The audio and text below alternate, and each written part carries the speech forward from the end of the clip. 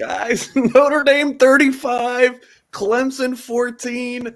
Unbelievable win for the Notre Dame Fighting Irish, pulling off an upset over number 4 Clemson. So much to talk about, folks.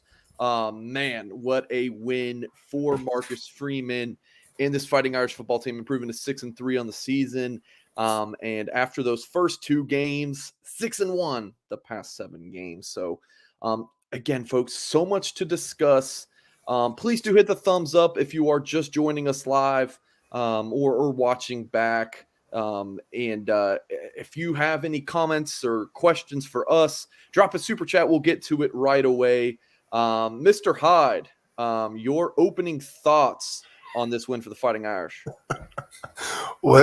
Seriously, what a win. It's my voice. I think I was yelling so much tonight. It's a heck of a win, Mike. Everyone that's listening with us, hanging out with us, it's huge. They just beat the 4th ranked team in the country. They beat the number 2, the second best football program in the last 10 years. Let's just say it. They beat Dabo, full strength, healthy, number 4 in the country, and they beat Clemson. They beat Clemson blocking a punt, a pick 6. Did they even throw for 100 yards? They ran for what? I can't even see the stats here. What is it? 250 or 263? Does that say? What are you looking at, Tim? Oh, the final stats here. The rushing yards. Notre Dame at 263. Exactly. They didn't even throw for 100 yards, and they just beat the 4th ranked team in the country. Absolutely amazing upset. It's huge. It's huge for Marcus Freeman, which you just said. His program, the 100 recruits or whatever. Good luck trying to get interviews this week, Mike. Holy moly, you're going to be up late all week trying to hunt down all those guys. It was awesome. Benjamin Moore. I was texting you. I was making notes, and when I started texting you, it's like Ben Morrison, J.D. Bertrand were the 2 most dominant football players on the field. Offensively, obviously the running backs were freaks, but man, the scheme that they ran was just. We're going to double team, and we're going to make our running backs play one-on-one with their DBs. And that's what it was. They took away the front 4 by the way they blocked, by the way they double team. They bounced more than ever, probably in the entire season combined. They would go left, cut right, go right, cut left. Unbelievable cutbacks. And that was by design. They were blocking the heck out of Brian Brzee, who's a stud. Fisher and Lugg just dominated him on double team. So awesome night, awesome win. And Mike, you know what? I posted this week, and I was talking about this. Check this out. I was, as I'm getting ready, dusted out this bad boy. The last time Notre Dame, let me get this. The last time Notre Dame beat a top 10 team unranked, when Notre Dame's unranked at home, is right here. 2004, when they beat number 8 Michigan. I was like, I got to pull out the blue. This 2004 vintage, my friend. Vintage. And unbelievable win. It's huge. Huge. Let's get to it. I'm looking forward to chit-chatting and talking to all these great Irish fans. Yeah, how about Ben Morrison? Appreciate the super chat, Rick. Robert, I didn't see the beatdown coming. Tim at our live show Wednesday, I don't remember your final score prediction, Tim, but you were not optimistic about Notre Dame's chances to win this game. I am stunned. I'm still stunned. So, folks, I don't know if you joined us after the Stanford game. I came on this show and was like, I'm just stunned. I have nothing to say. It's just like, I can't believe that performance. Turn that upside down, and I have the same feeling. It's just a different outcome. I am stunned that Notre Dame just beat the crap out of Clemson 35-14. Tim, if you watch some of these like national pundit shows after a game, whether it's NFL, NBA, college football, whatever, they'll ask a question. Was this loss more about this team being good or this team being bad? Notre Dame's defense and special teams, absolutely outstanding. The running game for Notre Dame, outstanding. But Clemson was shockingly bad offensively. They stunk. Absolutely stunk. 281 yards for the number 4 team in the country. Thoughts on this, Tim? Yeah, it's I mean, it's not so much they stunk. I'm telling you, Notre Dame played with. I mean, Notre Dame was playing for a national championship tonight. That's the energy they played with. That's the mentality they played with. These dudes were dialed in, unlike any game this season. They were locked in, so we could say, yeah, Clemson stunk. Man, you know what? They swarmed. The pass rush on DJ was relentless. They hit him over and over again. They took deep shots, Mike. That was a big thing that they did early in the 2020 game and hit. They did it again. Morrison had some amazing coverage tonight. So I'm looking forward to going back, reviewing it and seeing a few things. But man, they always had a dude over the top. They always had guys deep. They didn't let Clemson get on top of them. And that frustrated the living heck out of them, no doubt about it. I mean, look at that. Almost 40 attempts by DJ and under 200 yards. Jeez. They hit them incomplete. Obviously, the first drive, they have back-to-back holding calls that just killed them. And because they had a couple first downs getting mojo going, and then boom, they went back. Notre Dame obviously comes back, blocks the punt, and it was just, I think tonight was 100%. I mean, this is my take. I mean, 100% Notre Dame. Yeah. Notre Dame took it to them. Notre Dame wanted this game. I thought Clemson played their tails off. I thought Clemson battled, fought like heck. Will Shipley, some of these dudes were playing 100 miles an hour. Notre Dame topped them plus more. Yeah, Tim, I don't want to discredit what Notre Dame did, but I just sure. I remembered this during the week from Joel Klatt saying Clemson is being rewarded for the Ghost of Championships past for being at the number 4 spot. So Clemson's we overvalued Clemson for sure. We can't pick Clemson to win because we both thought Clemson was the better team than Notre Dame, and then afterwards be like, it was just Notre Dame. Clemson was definitely not who we thought they were. But that's Notre Dame.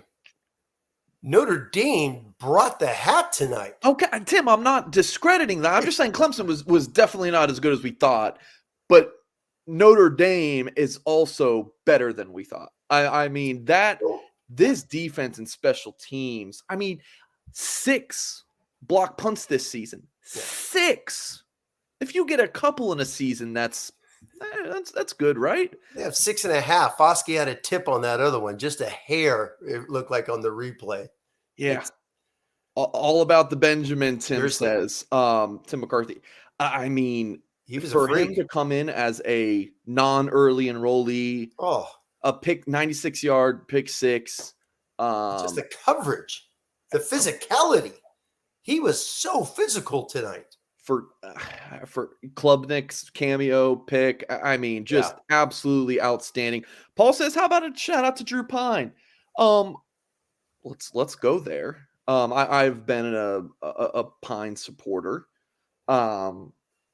Folks can remember the debate from a couple weeks ago with myself and Mike Goolsby, which, by the way, Goolsby show will be Monday. He's traveling back from South Bend. He was at the game to his home in Nebraska.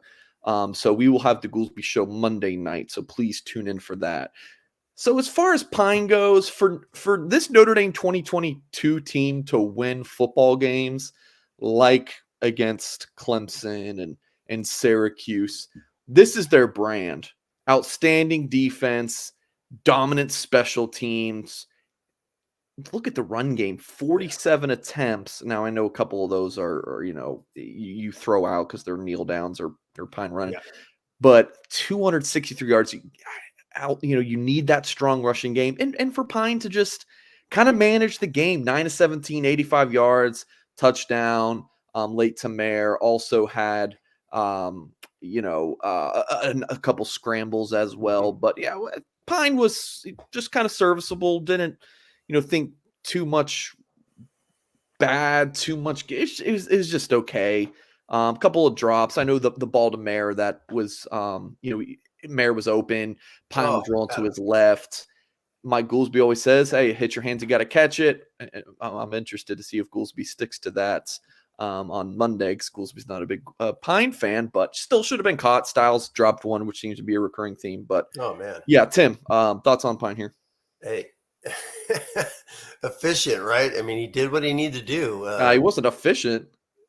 Well, he was a handful. I mean, he's Drew Pine. He is what he is. I mean, I think we're going to do that the rest of this season. He's not going 25 for 32 in any games coming up. He is who he is. He was efficient as far as a couple scrambles. The QB keeper that he did, I texted you. That's the same play. Notre Dame had a battle in 2018 with Northwestern, and they ran that into the boundary. Ian Book did to clinch it to get the game to 31 the 21 to win the game. The same play. They go unbalanced right. They run the zone cut, QB keep to the left. Same exact play. That was a heck of a play by him. A couple nice balls. Heck of a ball to Thomas on the one boot. So they just wanted to keep it efficient. They tried going deep early, but that's when Pine got destroyed. Whether they have 3 or 4 bat downs again. I mean, Clemson was all over him. So, but that's Clemson. They're a heck of a football team. So Drew Pine is who he is, and big win, man. And I think for this game to happen, everything you've said had to take place, and it did. It did. Defense played lights out in the turnovers, the running game. Notre Dame, for all the Notre Dame guys that have been around for a long time, Notre Dame has not fared well in these top 10 matchups running the ball. There's a lot of games when they've only had 50 yards or less. The only game they've ever had, I think, over 100 or 200, was the 2020 game, obviously, but they dominated tonight. This is the best game against a top 10 team I could remember running the ball. I mean, it felt like the Holt Stays just smashing it. I mean, they were relentless on third downs tonight running the football. I graded them out 76% run game efficiency in the 40-plus carries. That's insane. That is championship level. You can't stop me brand of football. And that's what they did against a team. I would love to see the TFLs. I think they had one late, but before that, I think they only had 1 tackle for loss. Clemson, they came in tonight in the top 10, averaging over 8 a game. So they did not attack the line of scrimmage. Notre Dame dominated up front. Yes. Notre Dame 7 TFLs to Clemson's 4. Gotcha. Oh man, that Notre Dame defense is so good. A few comments I want to get to. Ryan says, don't forget to set your clocks back an hour. I think really the only clocks that don't automatically do that are, clocks on the wall or your microwave or stove. Yeah. Otherwise, your phones will take care of you. Good shout, Ryan. 85 yards passing is terrible. You got to take it into let's pull this back up. 17 attempts, so it's not like he's. I'll take 9 of 17 for 85 yards over 27 of 39 for 191. It's the style of game. It was the style of game. I mean, they tried throwing early. Yeah, there's 25+ mile an hour winds were crazy. They tried going to Tobias on a crosser deep. Pine gets crushed, hit early. The bat downs, who's to say those aren't completions, right? If he gets it over the top of those guys, Tyler Davis was a stud tonight. They're at Clemson's defensive tackle, batting down a handful of those. But beautiful pass to Mayer on the one. They hit. What did Mayer finish with? How many catches? I see a 4. He hit Mayer on a few, and that's who you got to go to a couple times. He hit him, missed him on the one seam route, but then they punt the ball. They pin him deep. They get the interception. Marcus Freeman played field position so much tonight because he knew they were in control and they dominated. It was a excellent coach football game. Just punting, not forcing the issues at times, playing really, really within themselves. I felt it was great to watch. All right, a couple super chats here. Let's see. Michael with the euros, appreciate it. Or is that the pound? I always forget. First convincing win this season. I don't know about that. I think last week was pretty convincing. UNLV was pretty convincing, but besides the point, amazing line play on both sides. Absolutely agree. That's a euro then. If he's from Germany, this is our friend from Germany. Appreciate it. Yes. Yeah. Late night for you, my friend. Appreciate you tuning in here. Snowman says Irish took the Clemson to the woodshed and beat the tar out of them. I can't believe that if you would have told me before the game one of these teams is winning by 21, I wouldn't have believed you. I thought this was going to be a very tight game. Hats off, Brian Mason, blank check. Like, seriously. Bowen and DJ get a good look at their future team. So I'm guessing you're referring to Drake Bowen. I think. And Who's DJ? Are you D, talking about CJ? Uyongalele? Or is it- I've seen several people commenting this. I got some tweeted at me like, "Hey, Mike, what do you think about DJ transferring here next year?" I'm like, I don't know. What do you want me to say? Like, you want that's me where to check my sources right now and say, "Hey, come on, come on." I don't know. I don't know how to answer with the questions about, hey, Mike, what do you think about this transfer quarterback for next season? Let's just get through the season first. Let's get through. Let's get the SC. Yeah, let's talk in December. But yeah, do appreciate the super chat starting 3 and all the support in our shows. Yeah, Renee Martinez dropped super chat and also says we won. That's what matters. ACC is weak. Yeah, not looking great. Could someone drop the score in the Alabama game? Is that one over? Please let me know in the comments. I didn't watch any of that. I hope you wouldn't, because you wouldn't be watching the Notre Dame game. Commercials. I wanted to go. I just never went back in commercials. But yeah. Super chat. Freeman's confidence / rejection of the underdog role this week made the difference. Never saw BK take that stance against top opponents. Marcus Freeman era kicked off tonight. 31-31 OT. Folks watching back, you already know the results of that one. OT. Of course, recording live here. Appreciate everyone joining us. Of course, hit that thumbs up button. Craig says, who would have thought we would rush for 263 yards against Clemson? Yeah. Appreciate this thought, Craig. There was, after the Syracuse game, Notre Dame's game plan in that game was or maybe the route of success was similar to this game. Yep. Not going to light it up offensively through the air, but you're going to run the ball. You're going to play outstanding defense, special teams. Notre Dame has scored Tim, do you remember the narrative those first couple games that Notre Dame just can't get a turnover? Now it's all these punt blocks, picks. Notre Dame had a pick 6 in back-to-back games now. But coming out of the Syracuse game, it was at Notre Dame. They're not going to be able to run the ball because Clemson's interior defensive line is not 5'6", 250 pounds. Did Notre Dame run it for more against Clemson? Notre Dame couldn't throw the ball really against Clemson. And they just imposed their will on the Tigers.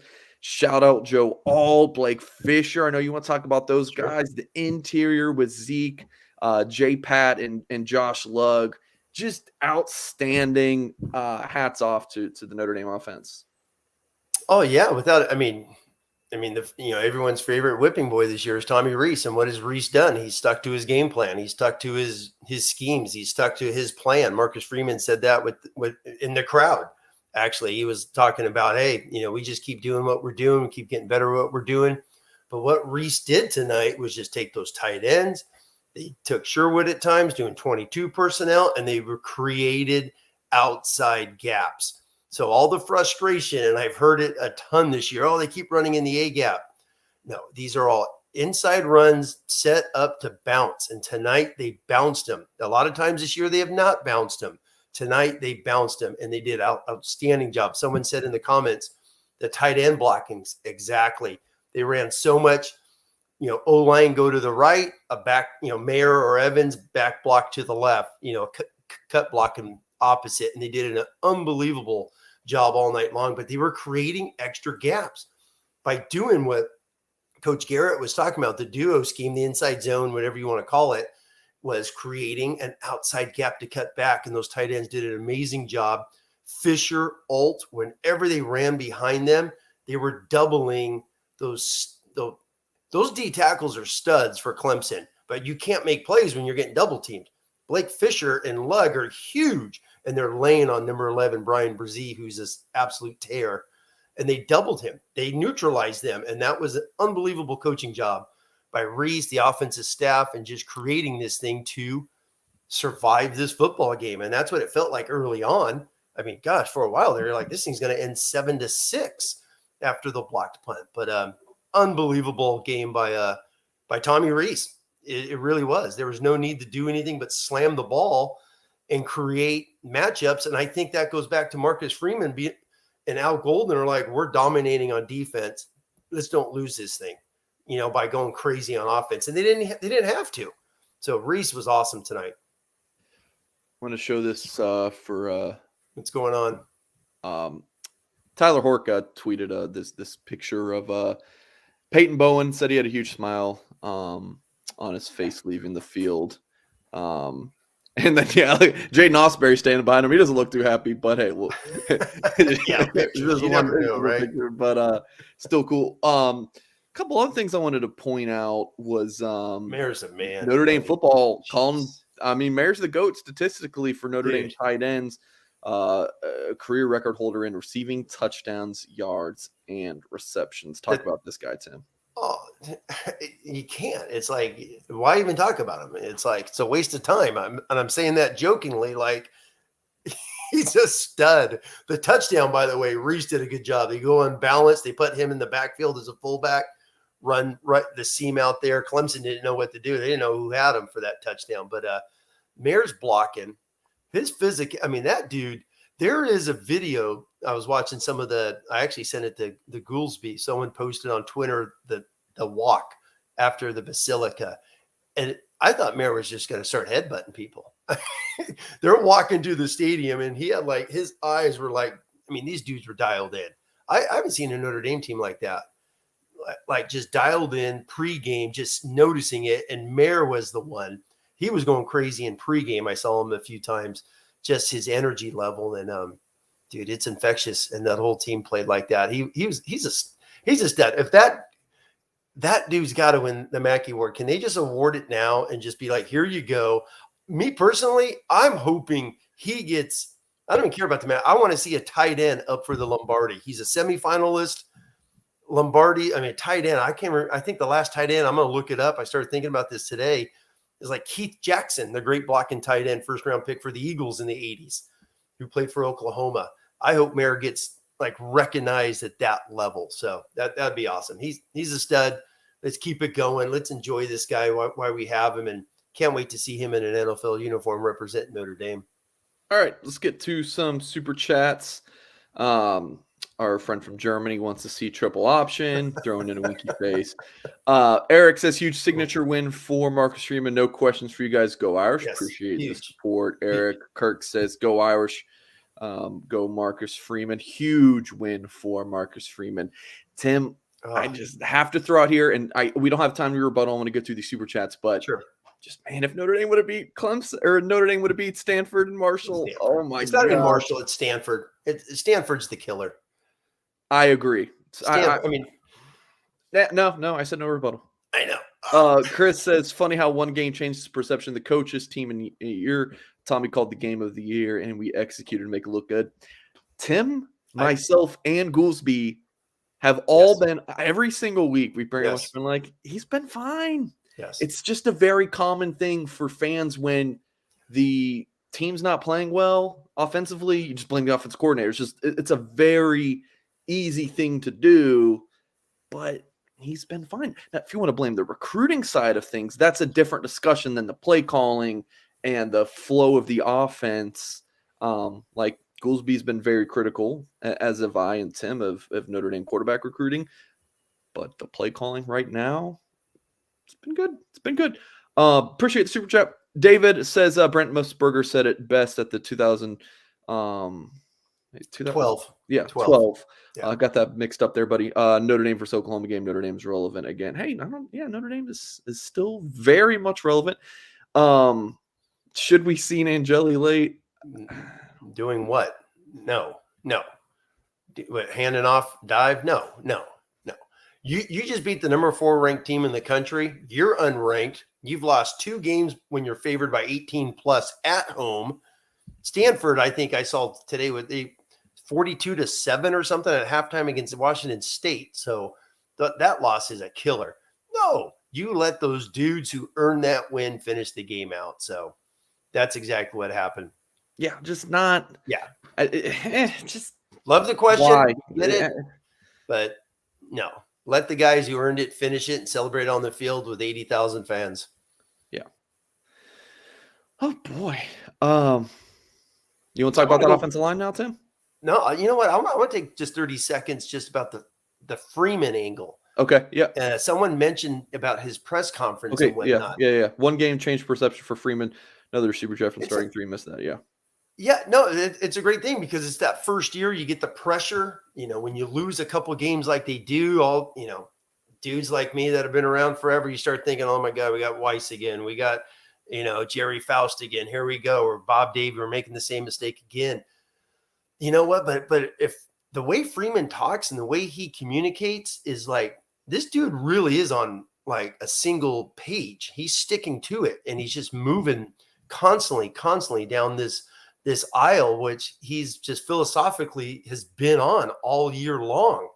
And just listening to him, even in the press conference real quick, or not in the press conference, on the field, the way he talked, it's the same thing he was saying in the Ohio State thing. So, and I think he has grown a ton because after, the Marshall one, or after they beat Cal, remember he said, man, I didn't think we were going to win a game. I didn't know what I was doing after we started 0-2. So Freeman just keeps going. I think these coaches have gotten going. I listened to Tommy Rees's press conference on Wednesday, extremely confident, like we know what the heck we're doing.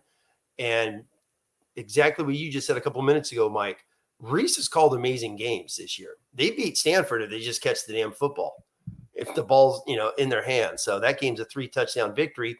Those things have not happened, and these coaches just keep working. They have not quit whatsoever. Mm.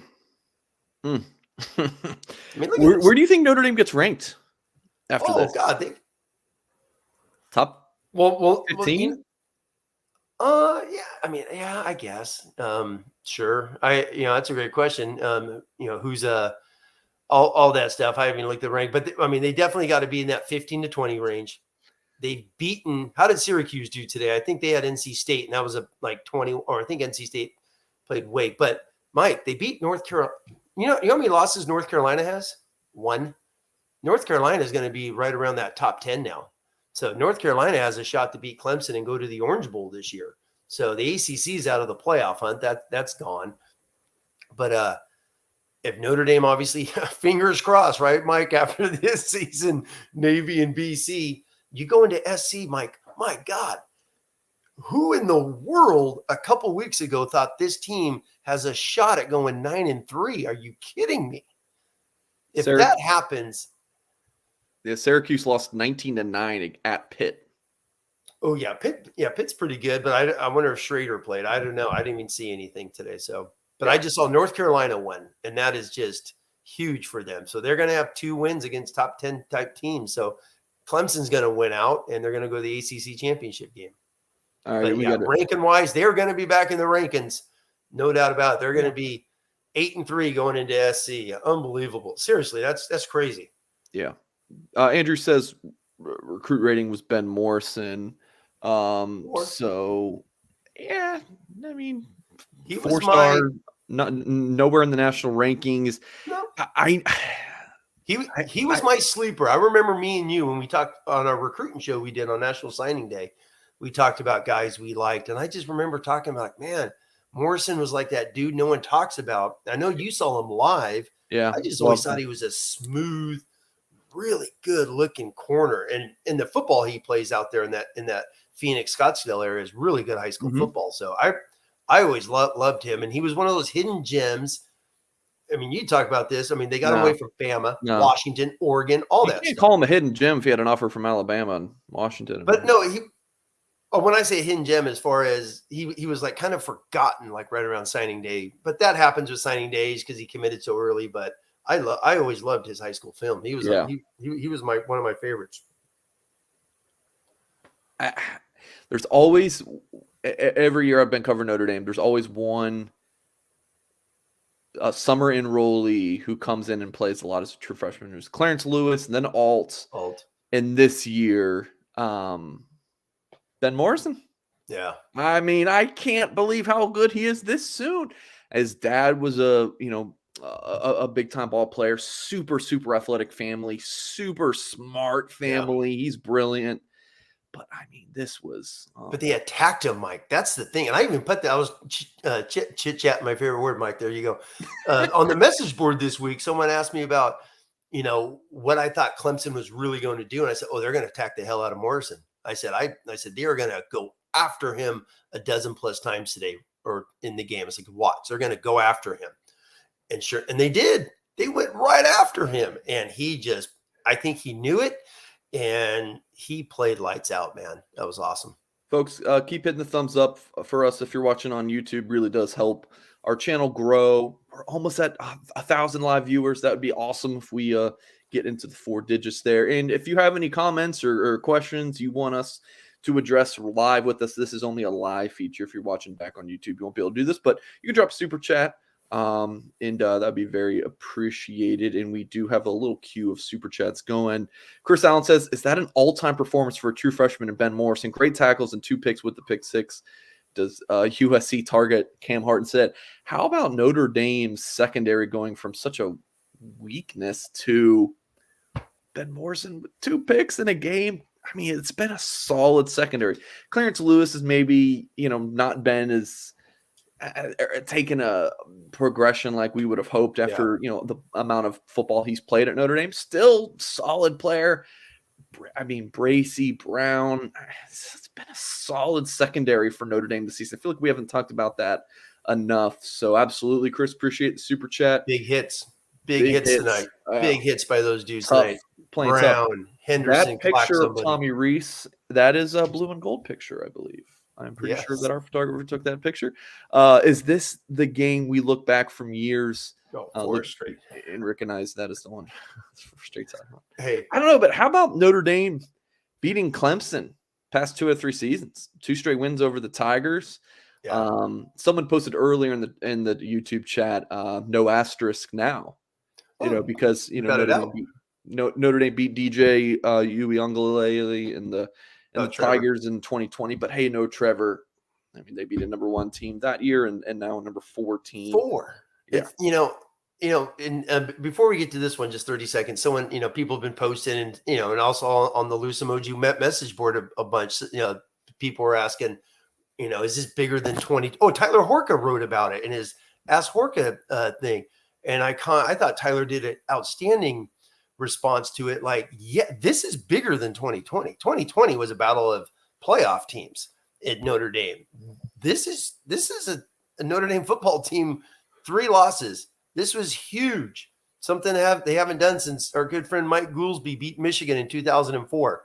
Unranked Notre Dame beating a top 10. This is massive, people. This is it's a playoff thing, right? They just knocked Clemson out of the playoffs. They're done. Yeah, Clemson could win out. They're not going to the playoffs. They're done. This was a big earthquake in college football tonight, and Notre Dame did it. Yeah, GG's to Clemson. Or, excuse me, LSU. LSU beat Alabama. Got to get LSU won. I haven't even read that. Yeah, comment yet. Are you kidding me? BK went for 2 in overtime. So you have Marcus Freeman beats a top 5 team as a rookie coach, and Brian Kelly couldn't beat a top 10 team, and he goes to LSU and beats Bama. Why is everyone saying that he beat Clemson? I mean, Clemson with the asterisk, right? With the asterisk. No, that's bull. That's bull. But they won. Are you kidding me? Brian Kelly just beat a oh God, who's ever in the chat not signed up, Mike, give them the promo, sign up, because that place is going to be on fire. How about LSU won? How about Alabama's knocked out now? The Alabama Invitational no longer. So that's 2 losses. So I hope Dabo and Saban battle in a bowl then, since they're both going to be out. Amazing night. Amazing. All right, Gene, do appreciate your super chat. It says, go Irish, amazing stable of backs. Amazing stable of backs. And I do want to talk about Chris Tyree. He says, fresh legs constantly. The broadcast crew talked about that. It's like Clemson looked gassed and Notre Dame just rotating in these fresh backs. You'd love to see it. Clemson defense was gassed. Yep. You even commented on that. Said beat up pretty badly. Logan Diggs. Outstanding. Yeah, starting 3 says Peyton Bowen and DJ. Guys, I don't know. What do you want me to say about DJ and the possibility of him transferring to Notre Dame? This is just fans are just kind of going with this right now. They're having too much fun. I don't know what I'm going to say. Yeah, Peyton Bowen light the world on fire. Peyton Bowen,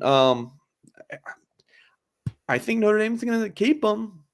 I can't say I've talked to sources since the games ended because I'm talking to me here, and I'm sure they are too. But that's. I mean, guys, It's big for recruiting. Like when Notre Dame loses and everyone freaks out and loses their mind. Oh, we're gonna lose all of our recruits. Yeah. What do I say? Calm down. Yes. I mean, it's just one game. Calm down. Now on the flip side of it, when Notre Dame beats Clemson, it's like, oh, let's call up Arch Manning. Oh, Keon Keeley, we're gonna get him back. I'm gonna say the same thing. Calm down. Just one game. Like this high will wear off a little bit. I'm not trying to poo-poo on the recruiting party, but like let's still see. Still a long time to go until signing day. In recruiting terms, Tim. Just my I don't want to step on the recruiting toes and whatnot. Me personally, and I think you could talk about this. 2023s they're about 99% pretty locked in. Tonight is going to have ramifications when those junior days happen in January and February. Yeah. That 2024, that buzz. Does Notre Dame beat SC 9-3? Go to a can't bowl. lose to Navy next week though. Yeah. Oh my God. That's what you texted me as jokingly, but dude, who knows what this exactly? Notre Dame loses by 10 next week. We're done. Okay, Chris Tyree. Sure. If I'm Chris Tyree, I'm probably upset that I haven't been able to be the guy in this Notre Dame offense. Yeah. Ben Skronik played at Notre Dame, didn't really do a whole lot. He's doing really well in the NFL. I feel like it's going to be similar with Tyree. Of course, Skronik was just a one-year rental, but I just see Tyree being this nice gadget scat back in the NFL and just having a plan for 6-7 years and making a lot of money. So I just hope Chris Tyree does not have his head down right now because he's a really good football player. He's not a lead back, no, but he can play ball and he's fast and he's smart. He's a good player. Tonight was, for how they use. He had a couple of little balls out, on the perimeter. He had a great cutback. I mentioned that earlier, where he cut back to the left and he got a first down run. I think he got 10 or 12 yards on the run.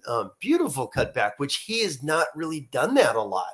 So Tyree doesn't run. Number one, just feed estimate. My God, I want to see that guy win a Heisman. Give him the ball 25 times and let him just run people over. He's a Toby Gerhart for the Stanford people out there. He's a tank.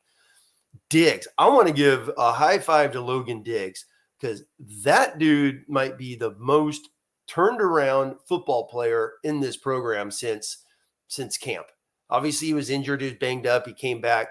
I never thought in a million years he would be this physical. He didn't show it last year. He always wanted to bounce everything last year, and he would tiptoe in the hole last year when they ran the inside zone. This year, Mike, he is he's trying to clack heads and go right at people. I am so impressed with Logan Diggs and the physical nature of the way he runs the ball. He's night and day over the last, this entire season.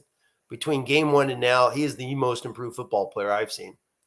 I love watching it. He's a dude. He's an NFL running back now. Can't say I just heard a word you said, Tim. No, that's fine. Now text away and get info. Yep, text somebody. All right, Alexander says, well, Mike, Ben Skronik was good at Notre Dame. Yeah, he's fine.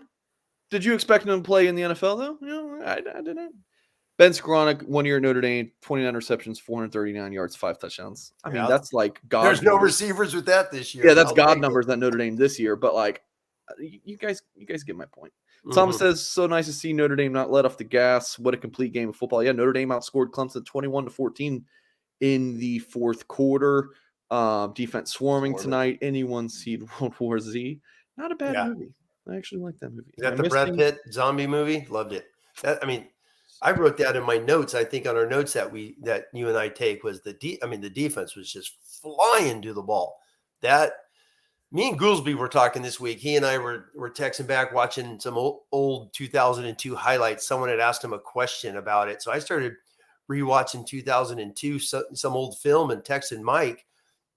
That group flew to the football unlike anything Notre Dame's done since 2012. Tonight looked like some of those defenses that could dominate a football game, and they sure as heck did tonight. I'm just thinking about my next 24 hours. Oh my gosh. Oh, you're not going to sleep. You're going. You got 500 recruits, Mike. It's like good luck. Yeah. Well, Well, this is the rest of my night. We'll probably go for about another 15, 20 minutes of this show. Sure.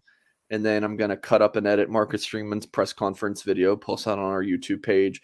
And then I edit Patrick Engel, Tyler Horka's. They do like a 10-minute video. I like that, by the way. Yeah, they just, post up I enjoy outside, that. up in the press box. And I edit that, throw some pictures on top, make it look pretty. And then I think I'm going to fire out, it might be too late, fire out text to all the Notre Dame commits.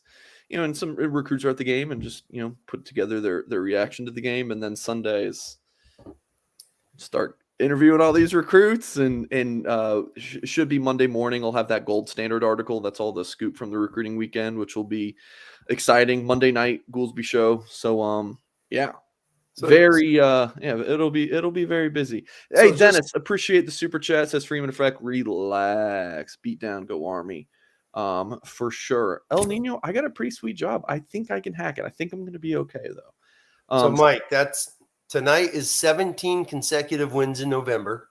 I saw that post today by Brent McMurphy posted that. Not bad. So now that they've won, 16, the longest streak in the country, 17 in a row. Now they've 27 wins in a row against ACC foes, which is just awesome. And then check this out. I saw Pete Sampson posted this, because going back the last 10 games or so against top 10 teams getting ready for this, Notre Dame's only scored over 14 points in 2 of them. So tonight is like crazy numbers when you look at the 35 compared to what they have not had. Like last year, they played Cincinnati. They only had 13. The Clemson ACC game got blasted. The only one they went over 14, obviously, was the overtime game where they beat them. But just think back, everyone, all these games against these highly ranked teams the last 10 years, they haven't got 14 points. They got 35 tonight, which is just crazy. So, and Clemson, I'm just looking over my notes. Third down. They didn't get a third down, Mike, until middle of the third quarter? The Notre Dame defense. Seriously? God, man, they had like 0 for 6, 0 for 7 for a while. And on one of our Friday preview shows a couple weeks ago, we were talking about Notre Dame where they were ranked 70th. 3 weeks ago, Notre Dame defense was ranked 70th in third down conversions. Now they're going to probably be in the top 25 in the country, which is starting to get up to the level they've been at since Mike Elko, Clark Lee, and Freeman were the DCs last year. So outstanding job. 4 for 11. I want to say they started 0 for 6, 0 for 7 maybe. So obviously they're throwing, and Notre Dame's playing a different type of coverage unit in the back. But great job by Coach Golden and third down defense, and Mickens and O'Leary, and those guys have just been unbelievable the last couple of weeks. All right, got a few more super chats queued up. I think I already read this one, but Dennis, I still appreciate it. Go Army, so he's anti-Navy. I like it. He's already getting ready for the big game. Yep. Wait.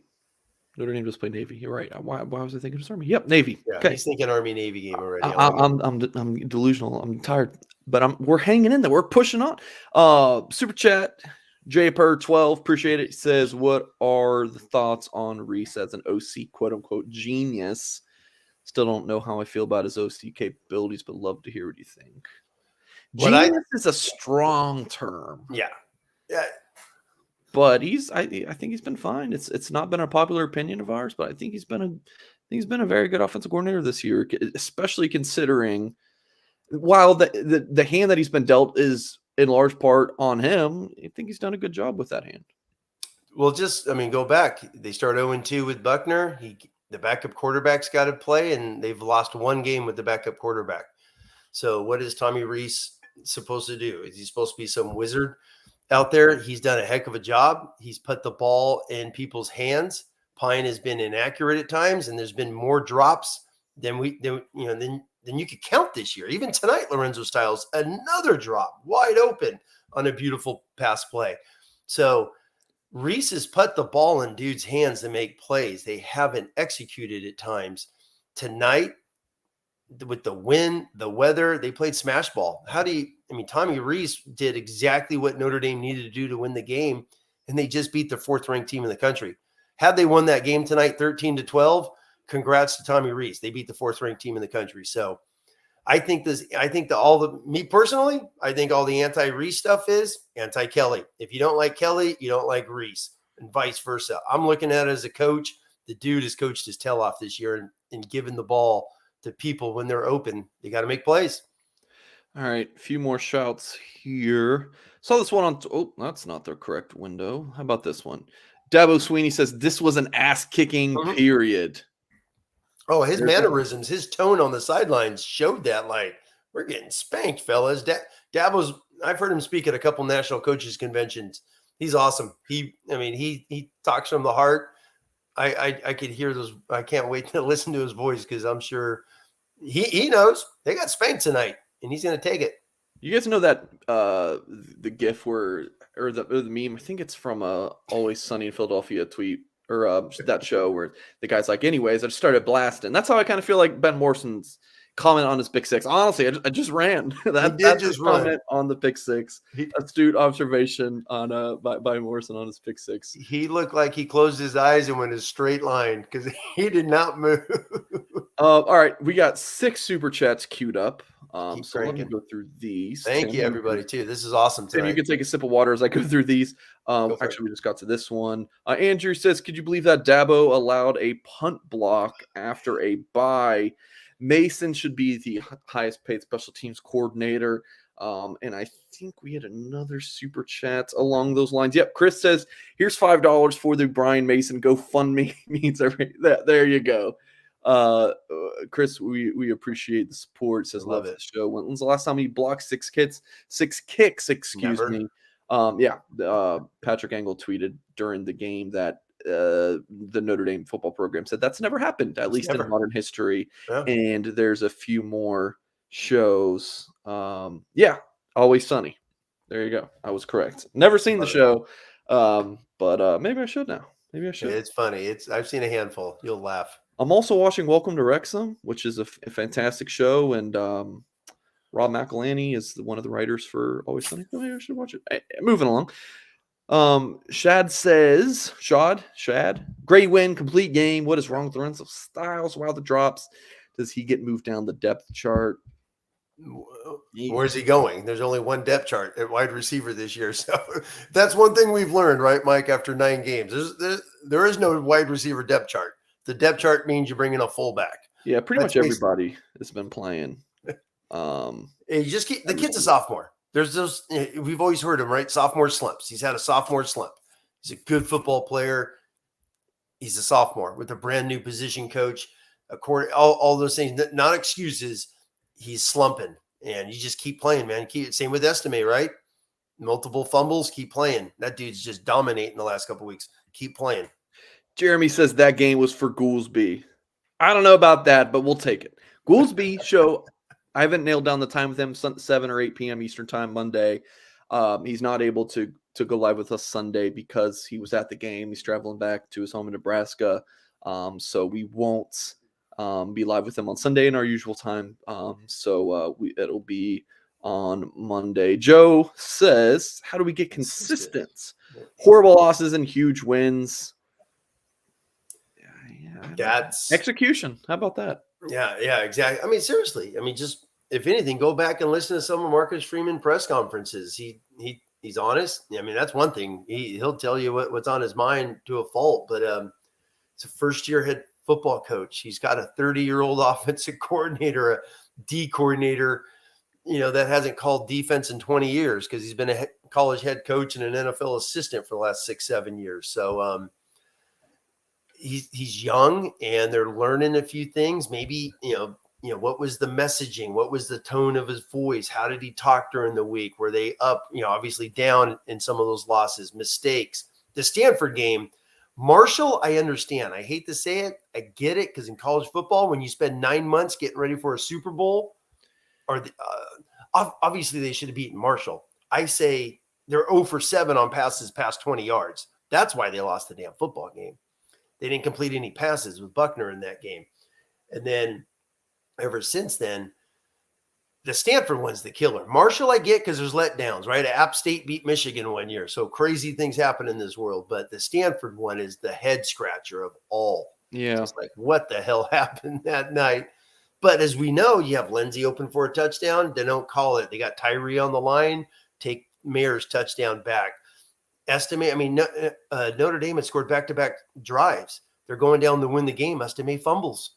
So it's like that game, if it was going to go wrong, it went wrong. Yeah, Horrible night. The Marshall one maybe was. I agree with you, although I can't really explain it. Like Yeah. the Stanford loss, excuse me, the Marshall loss just made more sense. The Stanford one. The Stanford one was like, all right, they're just coming off. They had just beat North Carolina, right? Or they were coming off a bye. I can't remember. No. They just beat Brigham Young in Just the beat Vegas. BYU. That's Yeah, right. they beat. Yeah. And yeah, October 8th, and then you just laying it. It's just so weird. The Marshall one, I mean, they just stunk the whole game. But yeah. I think a Dennis lot of says, it is the go ahead, Mark. games that Go they've ahead. won recently, Mike. And we talked like Toledo, Florida State, Va Tech. I mean, some of these games they won last year, they lost those two. You know, Ohio State's Ohio State, obviously, but they lost those two. Those are games where they're an inch away from losing those the last couple of years, and they didn't. And this year they just happened. So let it happen in year one of Marcus Freeman's year. Go out, recruit, bring in a ton of football players, and get this program up and running. Dennis says, can't wait for the Goolsby show. Yep. Monday night, you two are great. Give Estime and Diggs kudos. Yeah, they were Yes. outstanding. Let's take a look at those stats because, I mean, two backs going over 100 Yeah. yards. I mean, Diggs 17 for 114, Estime Awesome. 18 for 104. And of course, the touchdown. Another super chat here. He says, too many times in my life, Irish don't show up with the energy for 4 quarters tonight. Tonight, the boys up front took control and the defense didn't let up. Refreshing. Absolutely. Ryan, we appreciate the super chat. Yeah, Tim, thoughts on these running backs? Yeah, feed them. I mean, look at that. There's that magic number I keep telling you, Mike, 40. When you play ranked teams and Notre Dame runs for 40 times a game, they're winning. And it's historically, that is a number when they play the big dogs and you get to that, it just means ball control, controlling the clock, dominating the field, the field position, all of those things. I said it earlier, those two guys are unbelievable. Estime's a stud. I hope he would get the ball 25 times because I think he's an All-American tailback. But the way they're doing it, he's not going to have it. But the other thing, real quick, is a coaching point is the body language. Those two. When you see Diggs when he just ran for like 12 yards, he's coming off because Coach McCullough is rotating those guys. He's high-fiving Estime like it's your turn now. And the way they were feeding off each other, and Tyree was doing that. Unbelievable coaching job by these guys. I mean, awesome job to come home in this environment and take it to them. It's, God, man, unbelievable night. Yep. Love it. Please do hit the thumbs up. Like it says beneath me here. It really helps support our YouTube channel. Of course, if you're not subscribed yet, do so. Yeah, couple more commentary. I wanted to address this. Was a super chat that says only real disappointment was Pine.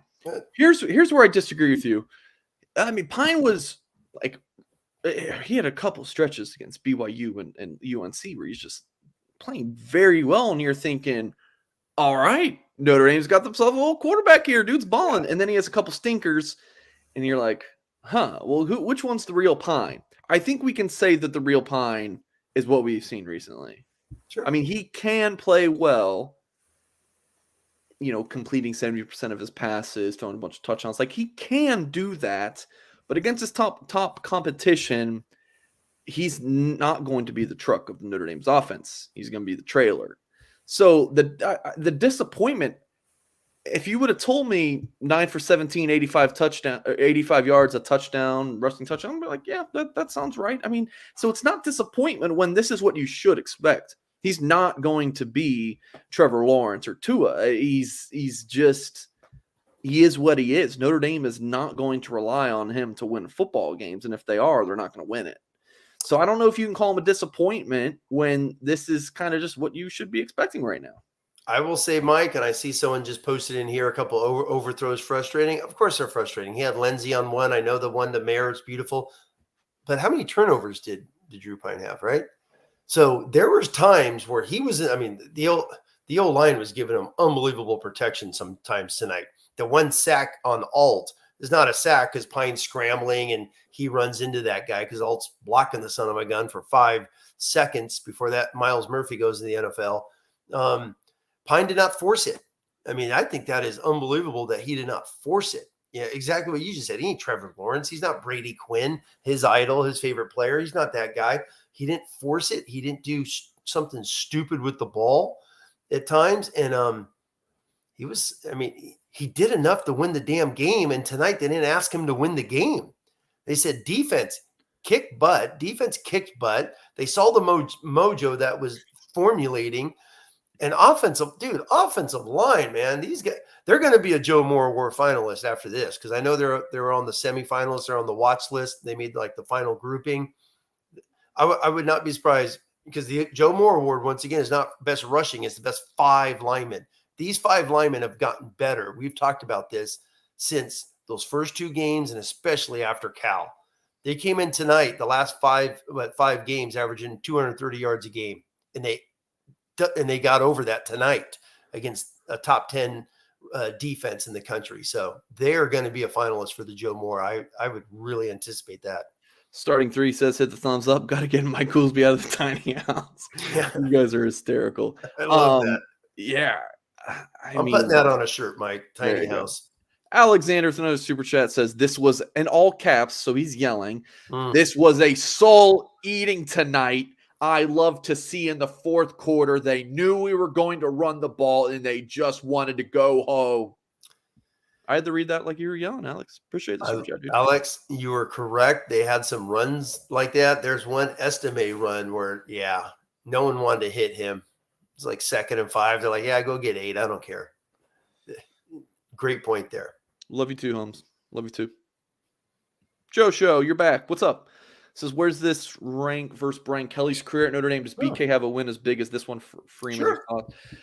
I think BK's 2020 Clemson, right? His biggest win of his career right now might have been tonight.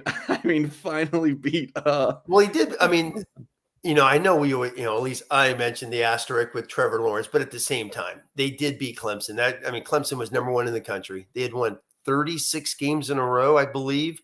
The same as when they beat Miami in 1988. So that was a big win.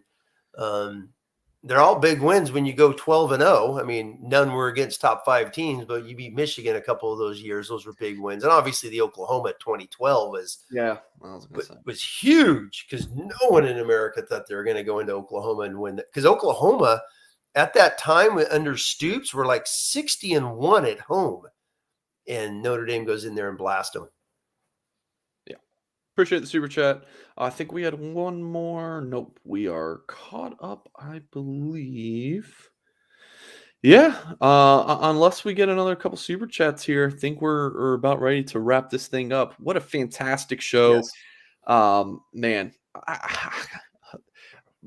My overarching thought about this win is this is Notre Dame 2022 at its best. You would like for your quarterback to be thrown for 300 yards and 4 touchdowns, but it's just not this team. They are run the football, play outstanding defense, and ball out in the special teams game. And that's Notre Dame said, hey, Clemson, you have a big interior defensive line.